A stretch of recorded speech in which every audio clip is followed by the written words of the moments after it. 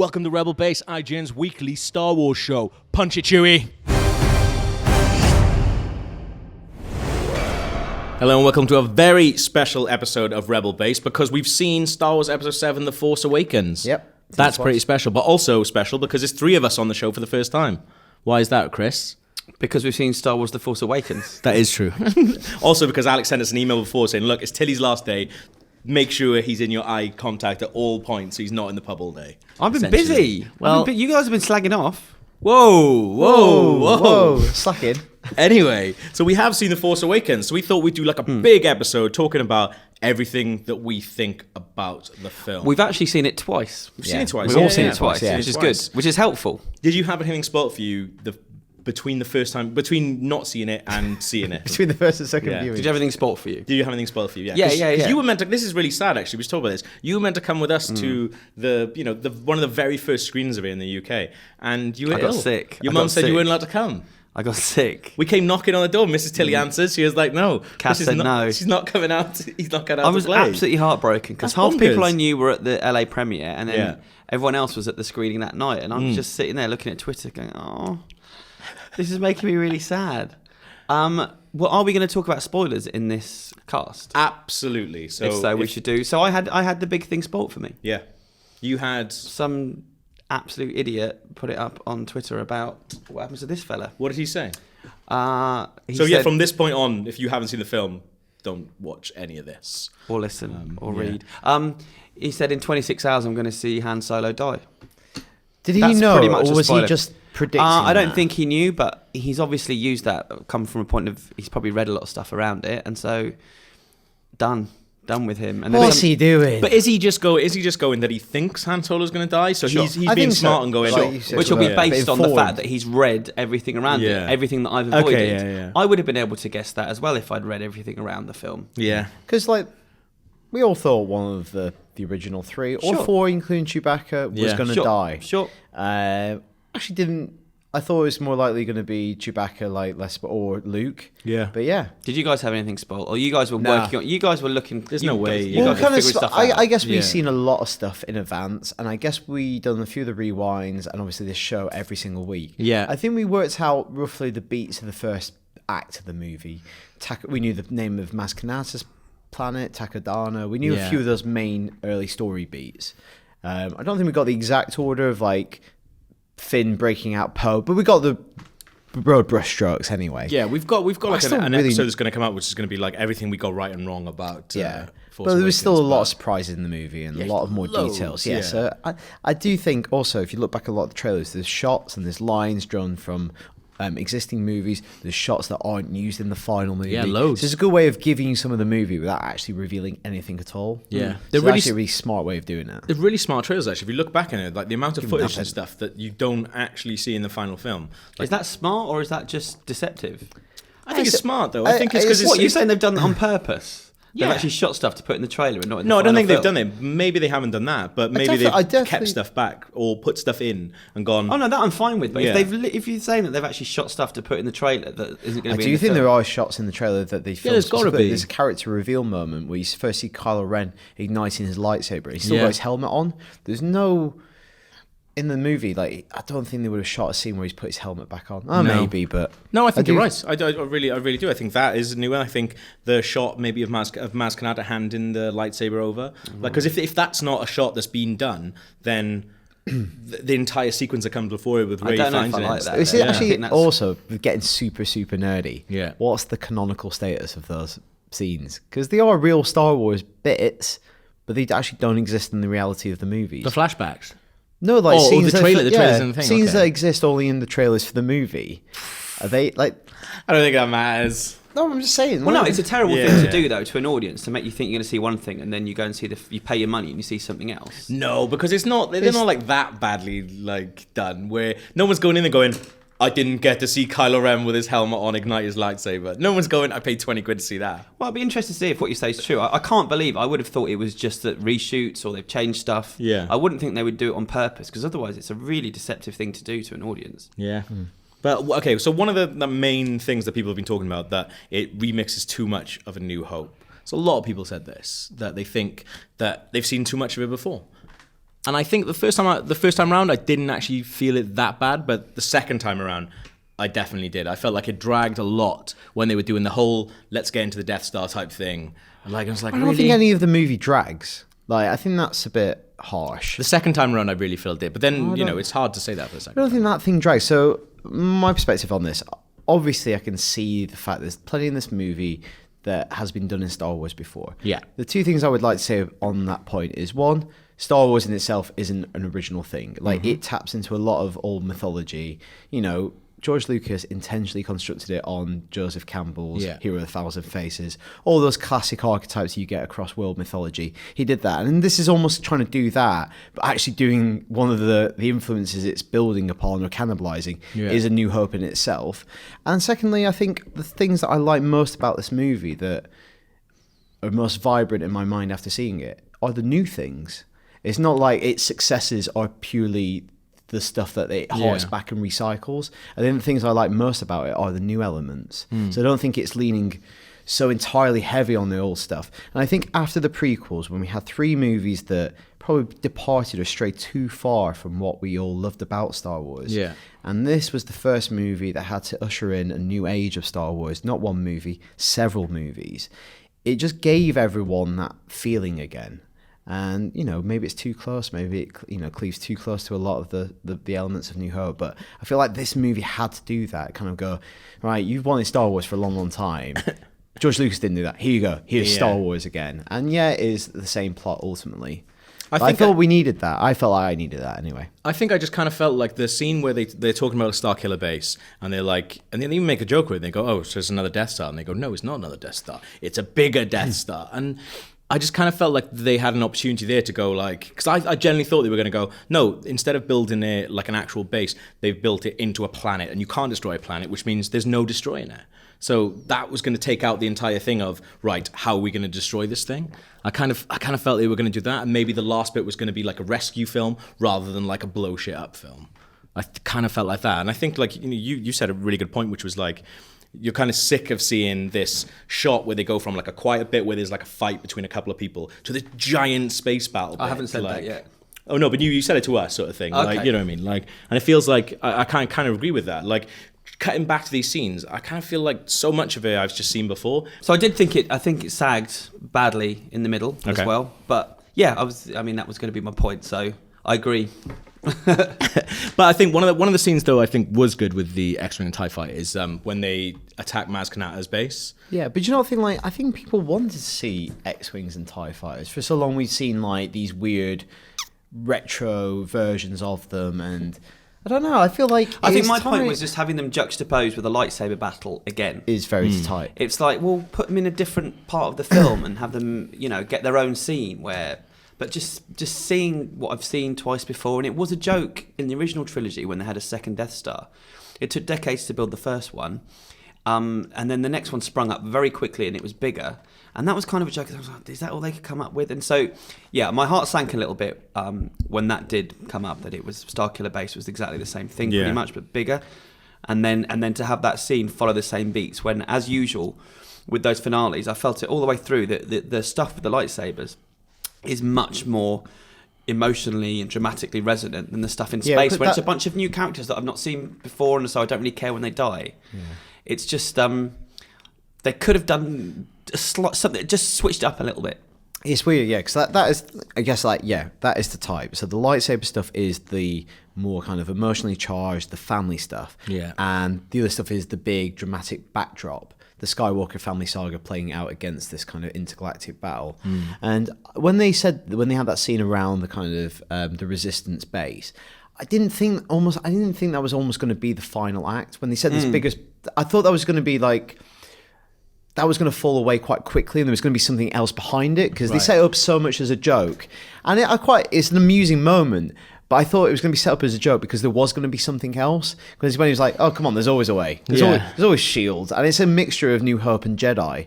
And he's like, you literally have Harrison Ford, Han Solo, with Chewie again shutting down the shields on Endor. But it just happens to be on the same planet as the Death Star, as it were. Yeah. But I will say I had no problems with a lot of the other repetitions, and it's a very personal thing, isn't it? Yeah. But the stuff that, Rey's journey being similar to to Luke's and Poe being a bit like Han, and BB-8's mission being a bit like R2-D2's. Actually, I quite enjoyed all that stuff. It was just that final half hour. I was like, I thought we would end somewhere slightly different. Yeah, I felt like everything happened just a little bit too easy for them as well. Like, there's a big thing that Phasma was a bit wasted in the film. There's a bit, she's been raised from a kid, like taken from her family, and has gone to this amazing bit where she's captain, like presumably because she's better than all the rest of these people.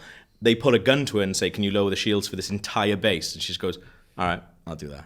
Yeah, I had a massive problem. She's with the that. one. It feels like there must be a lot on the cutting room floor. I feel like there's a lot more some to of her the character. things that Abrams said, like almost in the build-up, because his character kind of got away, like in terms of merchandising. The actress, Gwendolyn Christie, not a huge star, but she's known for Game of Thrones. I think with her, like if you were saying, like if they sat down and had a meeting to try and reverse engineer a new film based on the original Star Wars, she is kind of, in my mind, a bit more like the Boba Fett character. Someone super cool, kind of bad, comes on, very striking. That's a really good point. Armor design. She's in a few scenes, and already audiences are thinking, "Oh, what's her story? What's her story?" It doesn't actually exist in the movie itself, but I think they've given themselves room for her to come back. But I think Abrams were almost trying to downplay her appearance, because he said she's actually not in the movie all that much. Yeah, I guess it's really hard when you cast her because Game of Thrones is such a big thing and people properly love her in Game of Thrones. So I guess to cast her as that then is really, really hard. Did he say somewhere he's her favourite character? She's his Really? favourite character. I thought I read that somewhere. Maybe he's like penned a backstory for her that we'll see later on, maybe. Yeah, I mean, I didn't have that much of a problem with her being underused, because I do think that we're going to see that, because she's done this big. Basically, it's her fault that the shields are down. Like, what's going to happen to her from now on? Well, I didn't really care because there was enough good other characters. It wasn't a problem that that's a small and character in a big movie. And again, because Star Wars isn't just these movies. There's comics, there's spin-off stuff. Like, she can have a life on her own. Well, think about the introduction fiction. of Boba Fett. He barely got a line in Empire Strikes Back, and then he came back in Return of the Jedi to be the biggest badass in the whole universe. So there was enough going on. Yeah, definitely. And one of the things going on was Rey. Like, pretty much one of everyone's favourite characters, I think, because... I think all three of the new leads are incredibly strong. Yeah. Charismatic, likeable. Yeah. Yeah, they're all great, I think. But I think you're with her for most of the film, I think. So you see quite a lot of her from, like, really, really, really, like, short on, and then you see, like, this really awesome... Like, one of the main things I want to talk about is when she touches Luke's lightsaber, and you see the flashback sequence. Yeah. So what do we think that is? So, yeah, I think, her journey is the one that, while I think Finn's a new character, Poe's a bit of a remix between Luke and Han Solo, she is set up more as the Luke journey, like leaving this kind of dead-end world and going on this magical journey. And I think when she gets to that point, it's kind of an interesting scene, because when she's in Maz Kanata's castle, she can hear crying. And the way that they actually shoot the scene where she finds the lightsaber, when we saw it with our boss, it is a bit more like a Harry Potter moment, the way they shoot opening the box. It's more kind of straight up fancy and very magical moment. And it's almost like, I read that as the Force is calling to her, which is one of the lines that Maz Kanata has in the trailer that's not in the final moment. She says, "Just let it in." And I think she's remembering something of her past life where she was training with Luke. Definitely. I think I don't know if I think she's related to the Skywalkers. Obviously, we know the big reveal in the movie that Kylo Ren is the son of Han and Leia. Yeah. Some people thinking whether she's also the daughter of Han and Leia. I don't think that makes sense given their actions in the movie. Yeah. And I think it might be a bit too neat and a bit too cute if she's Luke's daughter. But what I think she is maybe the most gifted student Luke found when he started the academy. And as soon as stuff went south with Kylo Ren, they knew that she would be the most powerful weapon he could get his hands on. So they put her in effectively witness relocation. They hid her. Whether they wiped her memory, perhaps, or they put her under the stewardship of Max von Sydow's character, and he's protecting her very much like Ben did in the original trilogy. Yeah.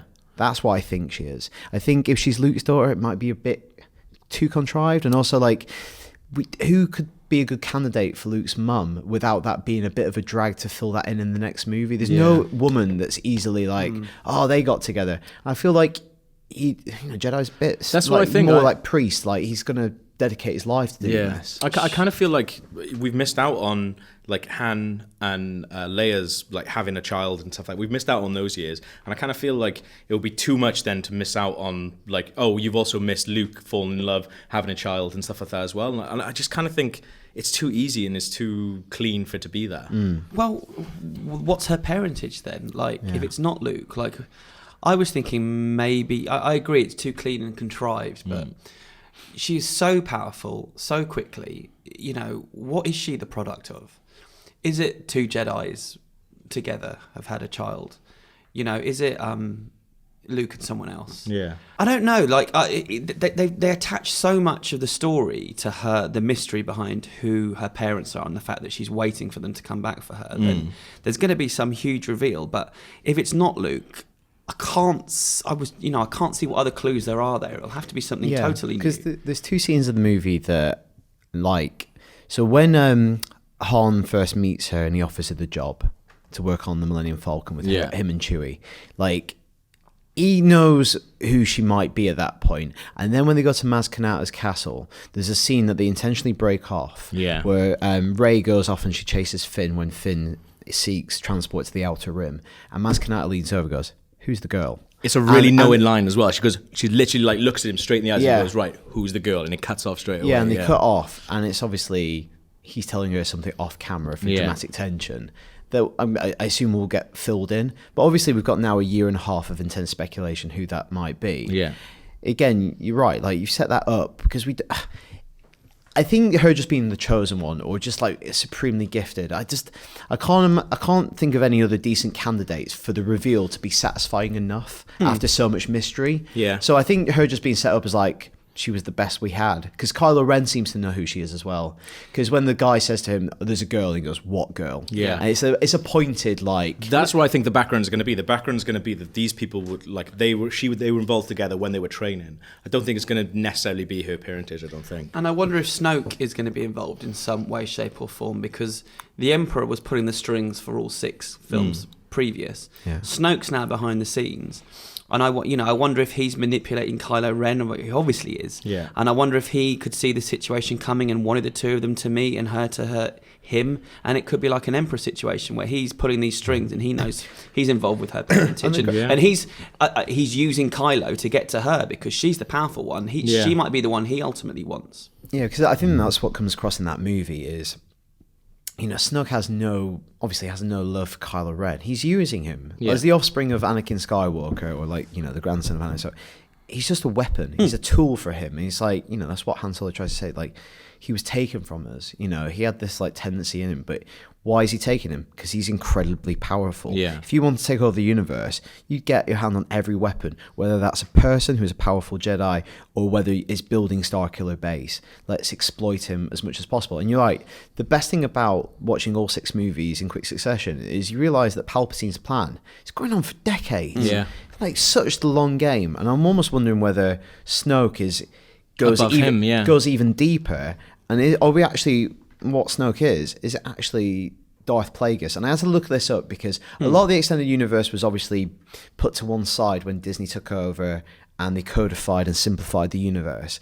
Darth Plagueis is still considered slightly canon because there's a couple of lines in there's a line in Revenge of the Sith, and there's also the novel Tarkin that makes reference to it. Yeah. So even the idea's there, so they could still flesh out a lot of the specifics.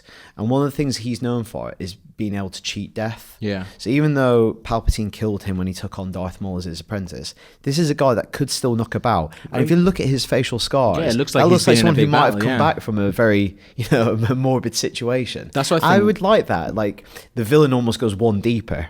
I think there's got to be. I think I don't think they can set up in another 2 films Snoke being this other like Emperor type thing. I think it's got to go even bigger than that. And he's been pulling the strings all along. So even though we've had all this time with the Emperor, it has to be Snoke. I think it just adds a kind of grandeur to it, rather than just being some other bad dude from another corner of the universe. It adds this like, oh my god, we've got to the Wizard of Oz sort of thing. But then do you think there's enough that he has been built up enough that then if they did turn around in episode 8 or 9 and go, okay, actually it was this guy all along, do you think there's enough for that? I wonder how much they're going to play with flashbacks. Like, flashbacks haven't really been part of the idiom of Star Wars. Watching the original trilogy recently, there's obviously a lot of people telling you what happened in the past, but we've never really had like jump backs in time. And you know, the way that this movie ends is going to be a scene with Rey, presumably training with Luke. Yeah. He's going to have to explain a lot of things that went down. And I wonder whether we'll actually see some of the stuff that went down rather than just hear about it. Because there's a flashback in this movie. There's a flashback to when she was a little girl as well. They could play around with that. And that's a way that they could also fill in the Snoke stuff. Yeah. As kind of much as I don't want them to do a lot of flashbacks, I think one of I think my worst scene in the entire film is a scene with Han and Leia talking about when Ren went bad. And the back and forth, I think it's only like 2.5 minutes long, but it's like they are explaining everything that they felt and why they acted the way they acted. Just, oh, but you did this. Oh, yeah, but you only did that because of this. And back and forth. And watch it twice round. Like, that was really painful to watch. Yeah, it's a pretty heavy-handed scene, I guess. Because the film tells you kind of what you need to know about him when you see him in action. Like, I think it's quite sad that he's gone back to doing the same old stuff with Chewie. Like, he's how old is Harrison Ford in real life? 70 odd. Yeah, and he's doing this, like, he's taking this job and still cheating people. There's something slightly pathetic about him. Yeah, like saying, "I can talk my way out of this." It's almost a bit Del Boy. Like, it's when he says, like, "I can talk my way out of this," and you're like, "That's one for our American viewers." Yeah. It's just a bit sad, and it's like you're not talking anyone out of anything here. It's actually quite desperate. Yeah. So another thing then, so everyone's talking about Kylo Ren as being like, I generally think he's one of the best bad guys ever. Because I think he's got a real sadness to him, and I think that's one of the things that I really, really like. Like, I like that he's being pitted against General Hux so much, and I like that he's being used because it kind of takes away, even though he's doing these really like bad things, you kind of can't help but sympathize with him as well. And especially then when sort of Rey turns him and he realizes he's not as powerful as he is, and she says, "You're afraid you'll never be as powerful as Darth Vader." I found like him being such like a pathetic, like sad character almost made him like even worse, because everything that he did from then, and especially when it comes to like him being hurt and like hitting himself and things like that, I just kind of felt like I was really, really sorry for him, and I kind of felt like he could do anything at any point. And I think that kind of just made him like a really, really good bad guy. No. Yeah, I mean, I felt like they did manage to do more with him in one film than the prequels did with Anakin in 3. Yeah. Like the arc he had, the story he had, and what an interesting character he was. And how much screen time has he got? 20 minutes, half an hour, if that. I think you had a good point, Dan, about his parentage as well, and how that's kind of made him who he is. Yeah, it's like, even though I agree, like, I think that scene between Leia and Han is a bit heavy-handed when they try and fill in the backstory of them. I think when they're talking about him, it's perfectly fine, and it's actually really sad when they say we sent him away. Like, they've just got together, they've gone through this traumatic thing, and obviously Star Wars is very light-hearted, but they're at war for 3 movies, and they've had a son, and they send him off because they feel like it's the right thing to do. They go train with his uncle, bring balance to the Force. And it's really sad because you can tell Han goes, "There's too much Vader in him."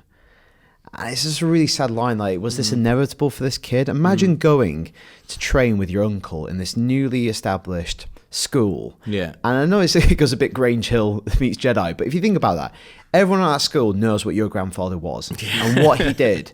And it sounds like a funny situation. That's horrible to grow up with that knowledge that your grandfather, we're all training to bring back this thing, but your grandfather killed people. He killed killed millions of people.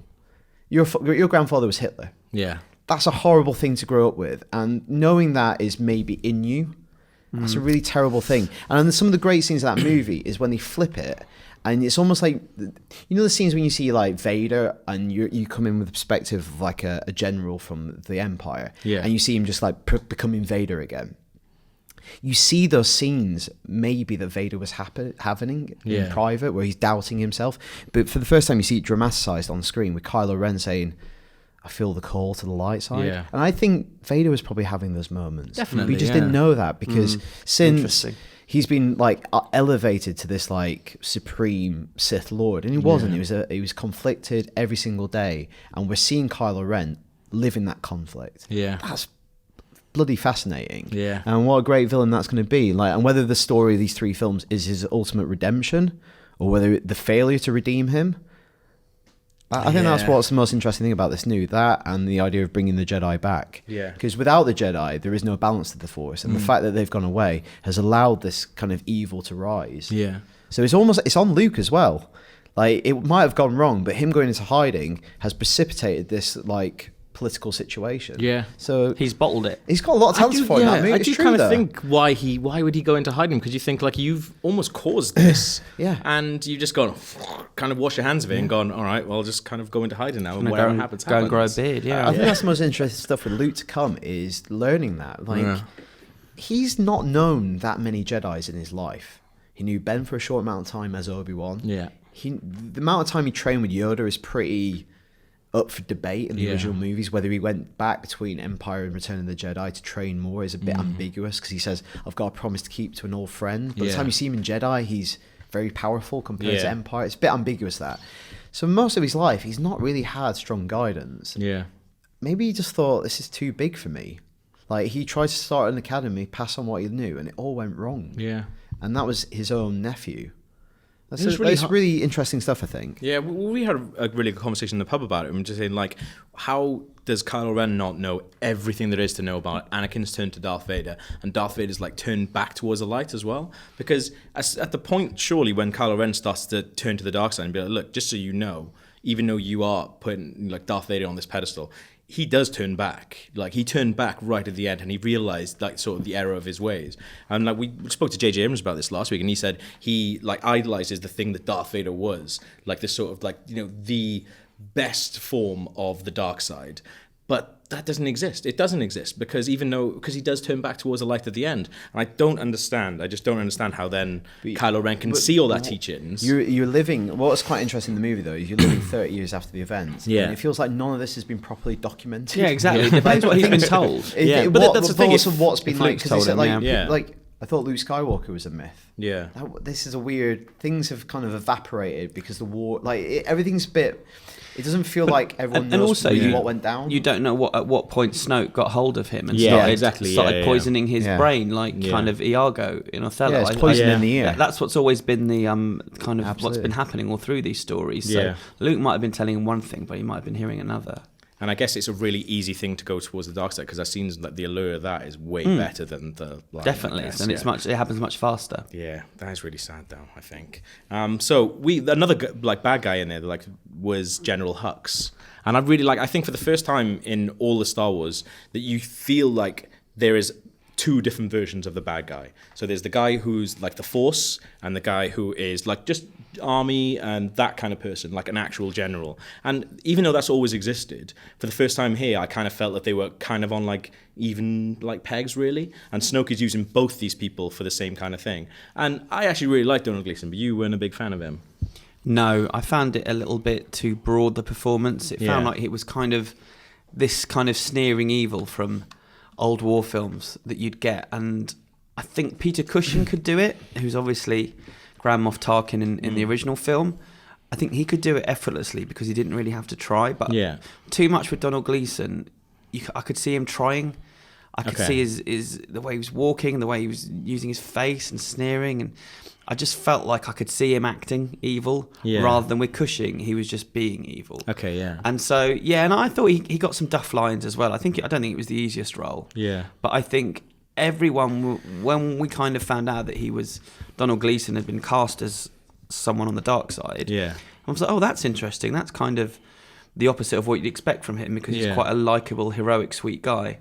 And I think it didn't work. I think it was miscast. But see, I had it differently. I had it down as like, it reminded me of just old school, like British, like army types, like really over the top, like really like to the line. And I don't think he is evil. He just follows what he thinks is right. And that was like a big thing that I always thought was going to be a way bigger thing in this, is you weren't quite sure who was on the good side and the bad side. I thought it was going to be a lot grayer, but it actually wasn't. But if you're him and you're kind of grown up in that way, you don't really realize you're being evil. I think for him, he was just a general in the army, and he had to have that look all the time because he's quite like a small guy maybe, and he is up against Kylo Ren as well. So if there's those two in command, you've got to do something to compete with a lightsaber and a helmet, I think. And this was his way of doing it. So I think even though it was over the top, I kind of felt that it was good over the top. I think the dynamic between them two is really interesting. Yeah. I think one of my favourite scenes in the movie, and I've noticed it more in the second time, is it comes shortly after the scene where Kylo Ren can't successfully interrogate Rey, and he goes and sees Snoke, and he's got his mask off, and he's flustered. He's a messed up kid, and he's so petulant as well. He's angry that this untrained kid, this girl, he's sneering. He's like, this girl is resisting me. Yeah. And at that moment, Hux walks in. Tells him. And you can just see his face. He's really annoyed that Hux is going to see him like that. Yeah. So he kind of straightens up his body and kind of slightly turns away his face because he wants to maintain this ferocity in front of Hux. And I think it's a really interesting dynamic because this is the guy who's the bureaucrat, who's the order man. This is the guy who's slightly mysterious Sith Lord, who dates back to an earlier time of like the Force. And I think that's kind of interesting how their dynamic would play. And unlike Grandmaster Tarkin, he doesn't disappear at the end. Yeah. Like, hopefully they'll build on that kind of that triangle between the three of them throughout the movies, rather than seeing that General as always the expendable character. Yeah. Which they had done in the original movies. Well, I guess at the end he says, bring Ren to me, and this goes on to one of our last points. Then is where it's going next. So he says, bring Ren to me, and we'll finish his training. And then we end the film with Rey finding Luke Skywalker, presumably going to begin her training as well. So where do we think this is going to go next? Yeah, because I guess like the end image is what happens following it. So the planet divides, and you have these two characters that are very opposed. It's literally dividing them and sending them out into the universe for a little bit of time. Yeah, it'll be interesting to see what amount of time passes between 7 and 8. We know that they continue to film on that island that she finds Luke at. So whether literally it picks up immediately afterwards, or we skip forward 6 months and she's intensely in training or something like that. But I think it's almost like an arms race. Like, do they need to build? Because one thing I think the film doesn't do very well on first viewing is outlining the new status quo. Yeah. And I think I got more from reading the opening crawl the second time. So the government is in power on all the planets that got destroyed. So even though they were dominant force, and it seems like the Resistance was a task force set up to tackle the First Order. Right. Basically, the events of The Force Awakens gives the First Order the upper hand. It destroys all the planets that have all the governments on that would lend support. All the troops got blown up. So again, even though their planet, I don't know what forces they have in reserve on other planets, but it feels like everyone is reduced down to like the bare minimum, as it were. And we're on an arms race now for them to like build up their forces, whether that's a new generation of Jedi or whether it's more armies on the other hand. It'd be interesting to know how much time elapses between them. And what's going to, are they going to be building up to this basically a fight then that we're going to see between Ren and Rey again, I guess? I don't know, like, I feel like you would hold that for another film dramatically. Like, I was thinking that they would be the good training in one place, the bad training in another. And then at the end, James Brown will come out singing "Living in America." It's Rocky IV. I'm seeing Rocky IV happening here. It's hard to do that without having a training montage back and forth, without doing Hearts on Fire, isn't it? I don't know. I think you will, actually, because I think we will see that in the second one, and then there'll be something new. They'll introduce some new stuff. Yeah. I feel like it'll be dragging it out too much to wait till the third one. But who knows? Who knows? But I think there's a lot more to come. I think there could be new characters. I think so. I think there's going to be like a couple of years between 7 and 8, and I think 8 and 9 are going to go straight into each other. It feels like Poe needs to play more of a role, because it was weird that he was in this film so little. Yeah, there was enough going on that it wasn't a problem. Yeah, but it just feels like he's been set up as such a heroic character that I would think we'll see more of him. Might center on him a bit more. Yeah. Interestingly, like, we haven't talked about him much so far, but I think he's one of the most likable characters in the new movie. He's in my favourite shot as well. Finn. Okay. I'm going to talk about Finn. It's like definitely set up as the love interest for Rey as well. Like they're destined to see each other again. Yeah. He obviously is very attracted to her. She seems to like really feel for something for him towards the end of the movie. So they're kind of setting them up as a love story as well to go through the movies. But I don't know where he figures in, whether because he's pretty unwilling to be a part of the fight for the majority of the movie. Even at the end, he's only going in to get her because he loves her. So whether he becomes a part of the resistance or whether something tragic's going to happen with him that sends her spiraling. I don't know. I think sends her bad. I think it's quite an interesting dynamic they've created there. I think that's what's going to happen. I think something bad is going to happen, and I think she's turning bad by the end of these 3 films. I think. Well, I think she is. Yeah. No, that's what I was saying. That's what I think Snoke's plan is. Yeah. And so, so I think that's it. It's like amass all the most powerful weapons we can, and she is the most powerful. It seems because there have been we started off by saying the repetition, and I think there will be more. There's more repetition to come, and I hope they go off in different directions. But it's a story of fathers and sons and mothers and daughters now, so I think there are going to be waves and things that we've seen before. Yeah, I think Luke plays a huge part in the next film. Like he is what Harrison Ford was to this film. This is going to be Luke's film. Whether that means he dies or something, whether he dies maybe in the 3rd movie. Yeah. Again, there's going to be a temptation scene. Whether that's in the next movie or the final movie. That seems like, to me, one thing you would definitely redo. Yeah, and I think you're right. I think involving Finn in that seems to be a really good use of the relationship they've built up in the first film with that. Do you reckon they win back Kylo, Ben? Do you think there's any redemption from it? Because that would be an amazing to win him back. I think it's a waste. I think it's a waste of a death. Then that's the only thing. Like I think. But if he dies, good. The next time we see him, yeah, I suppose. But I think the next time we see him, if there's not even a semblance left of the Ben that we did see on that bridge before he killed him. I don't know. That's, to me, is more terrifying than seeing this guy who's really troubled. If someone who's completely in control and comfortable with his power, then I think there's a lot more. Yeah, I think hopefully there's more interesting stuff to wring out of his character before turning him just to this kind of bad automaton. Okay. Yeah, I think there's more interesting stuff. The last time we saw him, he killed his father. So if he has, where'd you go from there? No, but if he has a moment of lucidity again, the guilt towards that is incredibly powerful. If he's just gone evil, it has no emotional resonance. But if he has another moment of lucidity where he's called to the light side, it's like, I've just killed. Because he also had no reason. He had no reason to kill him either. He didn't want to. That's the sad thing. There's a moment there where he's begging him for his help. Yeah, and that's why it's such a powerful scene, because it literally could have gone either way, and it just wasn't strong enough. That's a really good point. You didn't have to kill him. Yeah. Him killing him didn't stop anything. No, but Snoke wants him to kill him because he knows it will send him deeper to the dark side. He says, "You never faced a task like this before," and Snoke knows if he kills Han Solo, he gets his claws a little bit deeper into him. Yeah, wow. Well, he did what Luke refused to do. Yeah, absolutely. Join me, kill your father, and join me. So just to end then, favourite scene in the entire thing? It's the bridge scene. I think that looks beautiful. The wide shot where you see them all come in, run at the top, and the way that they use thematically the dying of the light. Yeah. And his face is just basting red. It's really powerful, big, family, emotional. That's what Star Wars is to me. I think the shot where all 3 of them have got their hands behind their heads, when Chewie, Han, and Finn have got their hands behind their heads and they're being captured, and then you look out over the lake and then you see the X-Wings flying towards them. That's one of my favourite things ever. And then the actual fight scene is really, really good, because that's actually one of the times when you can, because Poe's in his own coloured X-Wing, then you can actually pick him out doing cool stuff around the place. And I was like, okay, I really like this one. That's really good. Yeah, I was going to say the tracking shot of Poe. Okay. Poe flying around while Finn's on the ground watching him. I just it was a great it's that I saw the fan in JJ there, where he's grown up loving these films, and then he's come up with really cool ways of taking it to the next level using the technology we have now.